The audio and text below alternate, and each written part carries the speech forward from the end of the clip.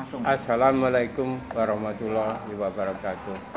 Pertama-tama saya sampaikan pada hari ini saya akan menjelaskan bagian dari macam-macam sistem pelumasan.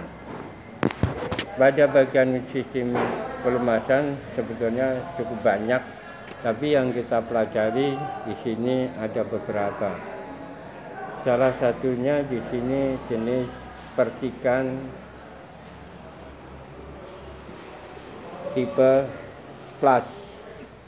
Pada kendaraan seperti ini, sistem pelumasan jenis ini connecting rod dilengkapi dengan sendok pemercik yang berada pada ujung bagian bawah dan connecting rod piston. Pada saat engine berputar,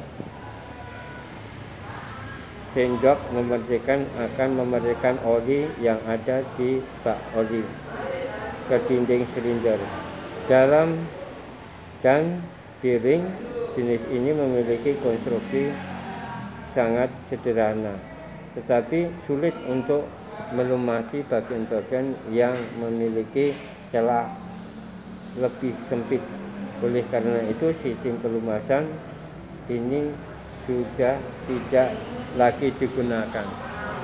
Salah satunya cara kerja daripada tipe percikan atau plastik ini, cara kerjanya dikerjakan di bagian bawah, ini menyentuh di bagian bak oli, dan di sini akan mengalirkan ke bagian piston dan dinding silinder. Tujuannya agar melumasi antara dinding silinder dengan piston, karena pada bagian sistem ini dinding silinder dan piston harus selalu dijaga agar bagian tersebut berfungsi untuk melumasi, agar piston dan dinding silinder tidak terjadi keausan.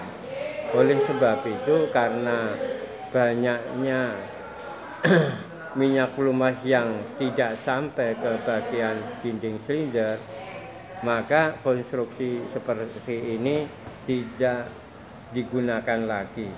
Karena banyak masalah yang ditimbulkan minyak pelumas tidak sampai ke bagian tersebut. Kemudian yang kedua, jenis tekanan atau pressure fit.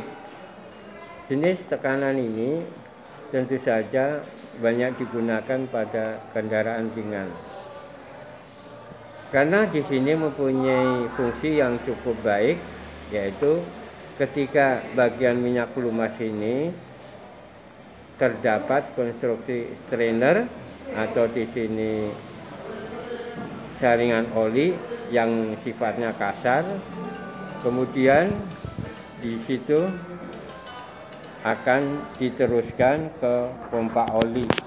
Dari pompa oli di sini akan diteruskan ke bagian crankshaft.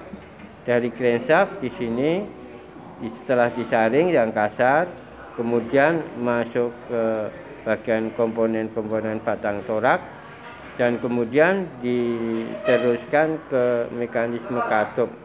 Tujuannya agar bagian sistem pelumasan mekanisme katup dan blok silinder ini selalu terjaga, agar fungsi daripada sistem pelumasan ini untuk menjaga agar bagian-bagian konstruksi mekanisme katup dan blok silinder tidak mengalami kerusakan yang cukup berat. Oleh sebab itu di sini dilengkapi dengan oli filter agar minyak pelumas yang masih kotor tentu saja agar tersaring dengan baik, dan fungsi minyak pelumasnya di sini masih posisinya agak bersih, walaupun minyak pelumas di sini sudah dipakai berulang kali. Oleh sebab itu, bagian mekanisme katup dan blok silinder di sini harus mempunyai batas umur. Apa itu minyak pelumas? Tujuannya apa? Tujuannya agar jangan sampai terjadi larutan kotoran yang ditimbulkan oleh mesin sampai ke mekanisme katup, sampai ke blok silinder. Ini diperkecil tingkat kotoran yang terkumpul di bagian oli karter atau bak oli. Oleh sebab itu, filter saringan ini diganti setelah 3 kali ganti minyak pelumas, oli filternya diganti sekali.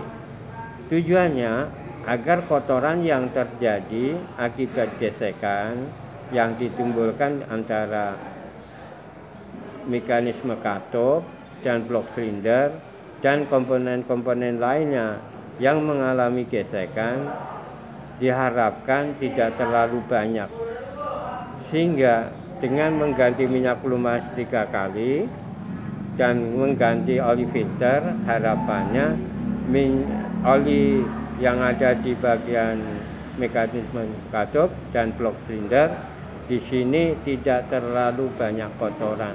Karena kotoran kalau sudah masuk di bagian mekanisme katup dan blok silinder, tentu saja akan mengakibatkan adanya keausan atau kerusakan, adanya kotoran-kotoran yang menempel antara di bagian dinding silinder atau piston. Oleh sebab itu, perawatan pemeliharaan pada kendaraan ringan ini harus betul-betul disesuaikan dengan waktu dan kondisi. Maka dari